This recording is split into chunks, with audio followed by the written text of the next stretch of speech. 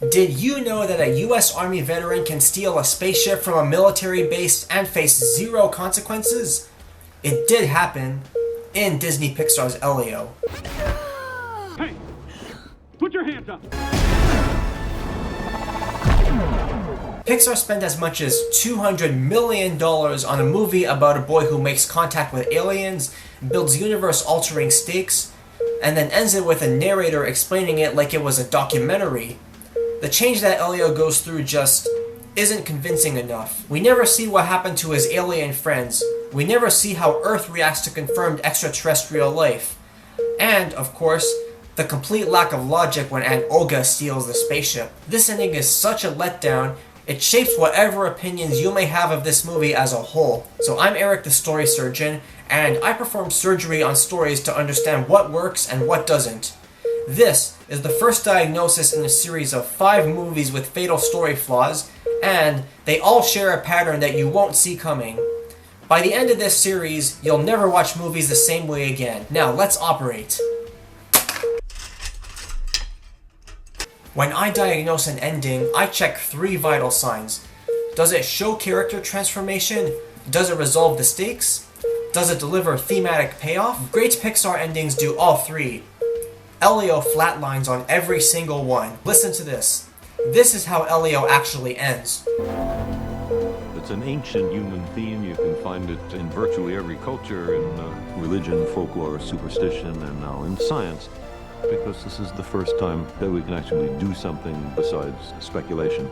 And it touches to the deepest of human concerns. Are we alone? A narrator. Pixar ended their movie with a narrator giving a monologue about extraterrestrial life. This sounds like someone reading my high school book report at gunpoint. And then Elio went home. The end. Please give me a B, Mrs. Patterson, please. Compare this to how Pixar usually sticks the landing. From Coco, we see Miguel playing music in the presence of his family, living proof that he changed them and they changed him. Inside Out 1 and 2, we see Riley's emotions working together in her new console, showing all of their growth visually. Toy Story 3, we see Andy passing his toys to Bonnie, the perfect visual conclusion to his childhood, and the perfect conclusion to what should have been a trilogy, but that's a topic for another video. These endings work because Pixar shows us concrete, irreversible change. They earn the emotional payoff. Elio just stops. Like the rendering farm caught fire and said, just have Morgan Freeman narrate an excerpt from a documentary. But the narrator is just a symptom. The disease goes even deeper. Why? Because Pixar didn't just fail to show us an ending, they pretended the stakes never existed. Now, we must talk about the most insane plot point that gets zero resolution. Aunt Olga commits multiple federal crimes and just gets away with it? Here's what she's guilty of. If I missed anything, comment down below. Interfering with a classified US military project, stealing a spacecraft worth who knows how much, taking a minor into space without parental consent, and making unauthorized contact with an alien civilization. Despite this, she returns to Earth and faces nothing? Consequences? What's that? This isn't like stealing a car to go joyriding. This is stealing a spaceship from the military and using it to make first contact with an alien civilization. The movie spends 90 minutes building Elio's stakes, showing us his dilemmas, his circumstances, the importance of this mission, and then the ending makes no logical sense, and it underdelivers. Now, Pixar used to understand consequences. In The Incredibles, when Bob breaks the rules and destroys trust, he has to face the legal system and comes this close to losing his whole family. In Ratatouille, when Remy breaks the kitchen rules, he loses everything and has to rebuild trust as well. Consequences make stakes real. But in Elio, Aunt Olga steals a spaceship, and the movie treats it like she just borrowed somebody else's car without asking. Oh, sorry sweetie, here are your keys back.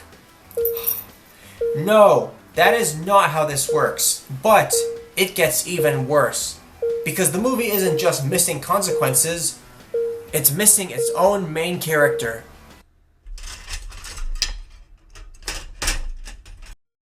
The movie is called Elio, and Elio is mostly absent during one of the points where it matters most, ruining what was otherwise a solid story. I mean, I did like this movie, but the ending, which helps form the root of all great stories, completely did it for me. So here's what we're told happens to Elio. He starts as an insecure kid who feels invisible. He goes on a cosmic adventure. He becomes confident. The end. But here's what we actually see. Nothing. We don't see the confidence. We don't see his new reality. The narrator literally just tells us, what if there is something out there? And we're supposed to accept that? We literally just saw what's out there. Not how character arcs work. Elio got snapped by Thanos in his own movie. The ending gives more screen time to the narrator than the actual protagonist. Here's what we should have seen. His relationship with his aunt. This whole movie is about their lack of belief in themselves and each other. So what does their relationship look like afterwards? We don't see that enough. His alien friendships. He made friends across the galaxy.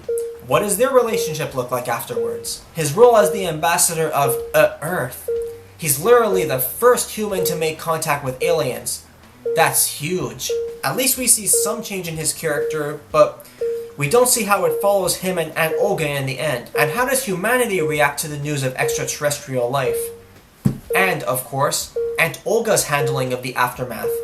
How does she and Elio fare now? Especially considering that she should be out of a job and in custody after stealing that spaceship.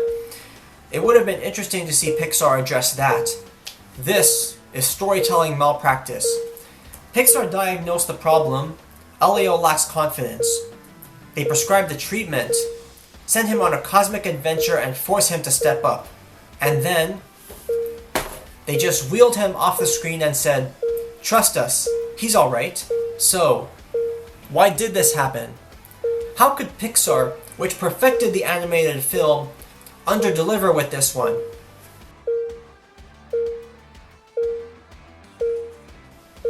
The good news? This can be fixed.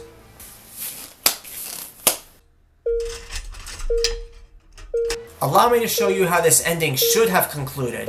Here's a sample ending closer to what Elio actually deserved in 60 seconds. Scene 1. Elio and Aunt Olga land. Military surrounds them. Tension. But then, Elio steps forward and confidently explains what happened. He's not the scared kid anymore. We see the transformation. Scene 2. News montage. Earth reacts. It's chaotic. It's exciting. It's real stakes being addressed. Scene 3. What is Aunt Olga doing now? Logically, she should no longer be with the army. This would be interesting, not just so we'd see how she's getting by, but also because it would impact her relationship with Elio. Scene 4. Final shot. Elio at school. The bullies approach.